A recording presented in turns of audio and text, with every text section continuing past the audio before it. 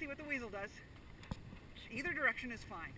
And I would take it from a small circle where you've just changed direction so she's still not anticipating what's going to happen. Because she's one of those anticipators, big time. So why don't you make a little weasel circle around here and then come through here and then go up to it. And the pony's fine. We're not having worries there. And I will count it out loud for you so you can sort of feel when it's coming. So it would be like jump to, jump to, jump to. And if you just count that in your head, you'll be able to feel when the jump is, whether it's in the next stride or the one after that. Good, good. Keep that outside rein steady as you ask her to bend to the inside. Good. Better. Do you feel her get softer when you do that? Either way. Cool. All right, well, in that case, I'll go over here. Good, so shoulders open. If her head comes up as she approaches the fence, your hands come up. Good, eyes up. Yes, super. And halting, sitting back, close your thighs, tell her, whoa. Remember to use your voice so she not only feels the exhale, but learns the cues. Good, and then ask her to walk on when she's soft in her jaw. Good. Yeah, good. And that time she didn't leap forward either. Big pat, big long rein. Tell her she's an awesome girl. Okay, Pans, you want me to make it bigger, Sophia? Okay.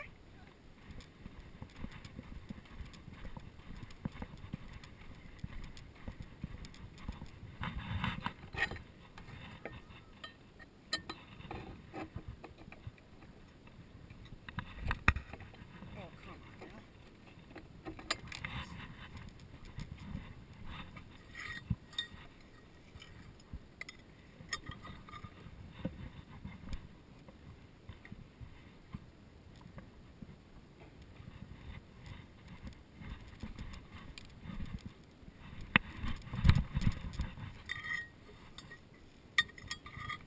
So that's like super low key jumping, but that's exactly what she needs, is this really like, we're having a good time. Oh, and then look, there's a jump.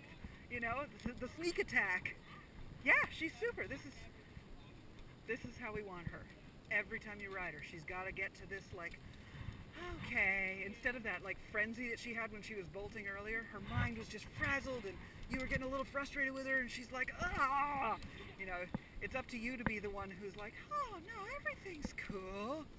And just, it's something about, you ever see that guy that works with the lions and he goes out and works with wild lions and they're hugging him and they're in the water together and they're not eating him? If you look at his face, he has this sort of like, he's zoned his mind down to this lower level and he's just zoned out. He's kind of like, okay, we're with lions, you know, he's on the lion's level. It's kind of what you need to do with a horse like her, is just bring your whole psyche down to this like, I'm super chill, I can be calm, you will reflect what I am, you know, and like this very zen-like attitude when you ride a horse like her. And she'll pick up on it, I mean, she really will. Also, the downward transition exercise is gold. Okay, let's see the pans. Oh, that's such a good question, and I'm so glad you asked it. Yes, but you're supposed to be. And you're going, but wait a minute, my other instructors have all told me I'm not allowed to pull in their mouth. Why?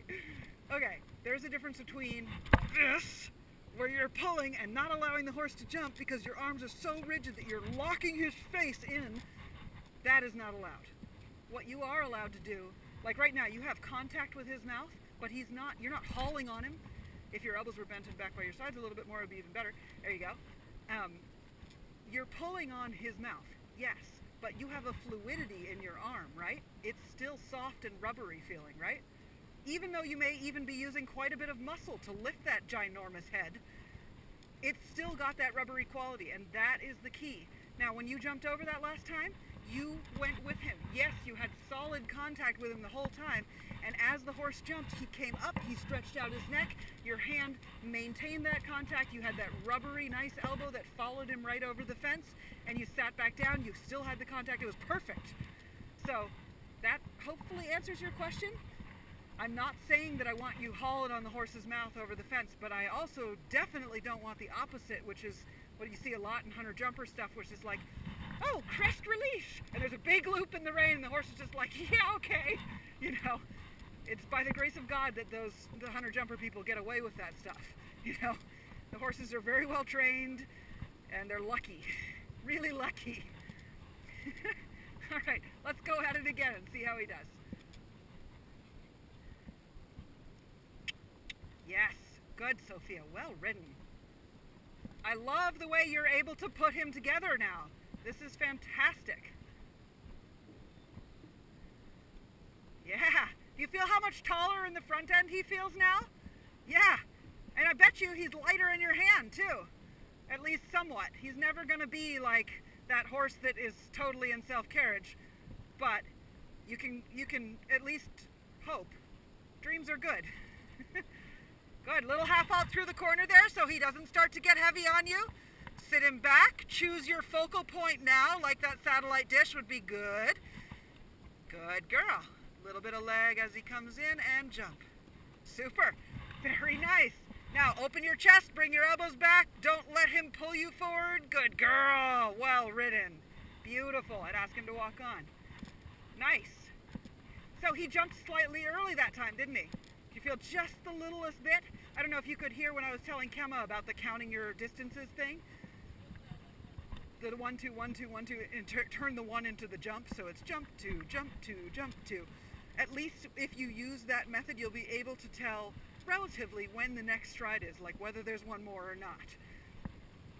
It takes a little bit of practice, but it works, and it really works in the canter. Now, if you want to, I'm down to have you canter the fence. Okay. We'll try that next. Give him a little...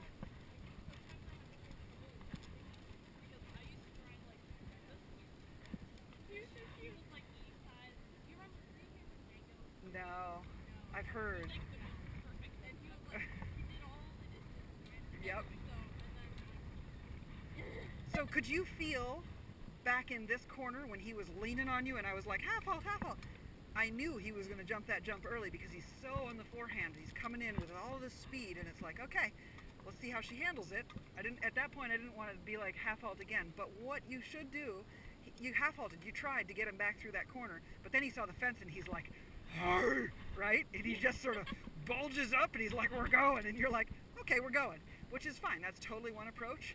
However, if you wanted him to fit that extra stride in, I would have been riding it from that corner. I would have done like 4 half halts all the way into that fence and really asked him to sit the fuck back, you know, and I would have been hauling on his mouth. I would have been closing my thighs down and going, you know, on that inside rein, like the give and take on the inside rein, the outside rein sitting him back, and then he'll fit that extra stride in and he'll sit down before the fence and it'll feel absolutely perfect. Especially as the fences get better, it's up to you as the rider to be like, no, we're gonna fit the extra stride in. You're not gonna leap off, you know, 15 feet from the fence.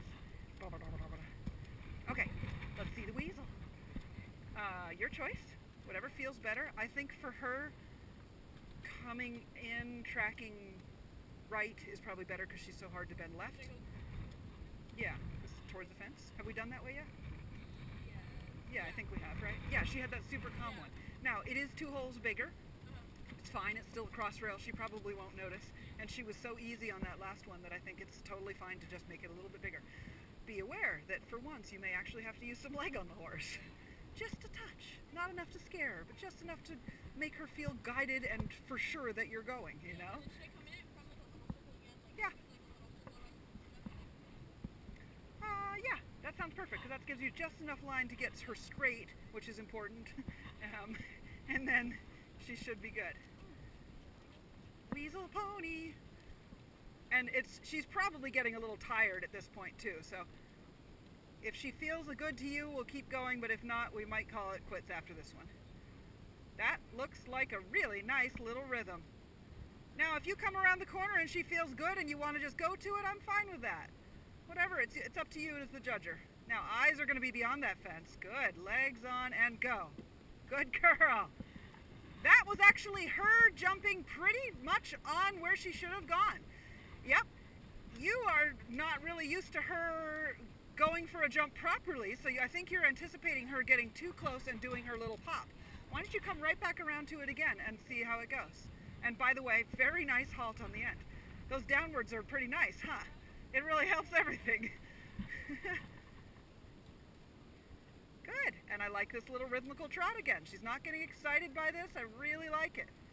So try to let her fold you up into the half seat. Allow yourself to be soft enough in your joints so that you really feel like she's the one who decides, she puts you into the position. Good. Soften those shoulders, check in with your hips and your knees and your ankles, and let her go. Jump. Good girl. Well done. And back to the halt. Sit down, open your shoulders, bend your elbows. Bend your elbows. Good. And give her a big long rein and a pat. I think that's probably good for her. That's pretty spectacular as far as I'm concerned. And did you feel how that time you rode her like a normal horse instead of going, this is my little green mess up that's always going to screw it up? You were like, well, she's going, I'm going to go. And it was beautiful. The only thing that would have made it any better is if you allowed, you like to jump right about here. Pretend you're jumping a 4-foot fence, which is here. Allow yourself to be so loose and flexy in those hips so that if she goes big, I mean, she jumped it like it was 3 feet instead of a cross rail. I will give you that. It was big. But, yeah, exactly. Let this get so that if you end up here over a cross rail, who cares? That'll keep your back flat. You'll be in line with her. You'll still be balanced over your own feet. And you won't have that feeling right at the end of the jump where you get, yeah, that, exactly. But other than that, fantastic. Hi, Weasel Pony. I would jump right off of her, make a big deal out of her, tell her how awesome she is. You know, make her feel loved for that. Okay, Pansy. All right, so with Pans, I think that you can probably pick up a canter. I'll move these stupid barrels for you because they're kind of in the way of your circle here. But why don't you do a canter circle here and then head up to it. Do you want it a little bigger? I'm fine with it if you are. Okay.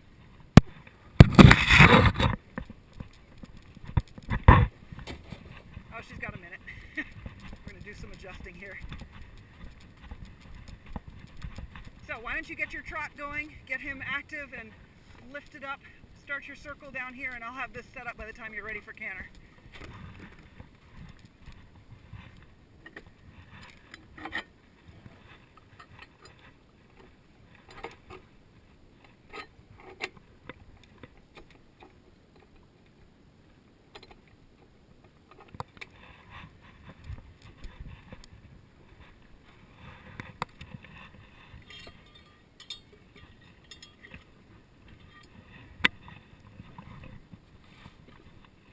Level? Or is this end lower? Yeah. These holes aren't the same, I don't think. We'll see. Okay. Alright. So, when you're ready, go ahead and pick your canter up anywhere along here, but make sure you do it with your elbows back, half halt. Yeah, good girl. Oh boy, lift that horse up and back to you. And I'm going to count it for you. So it's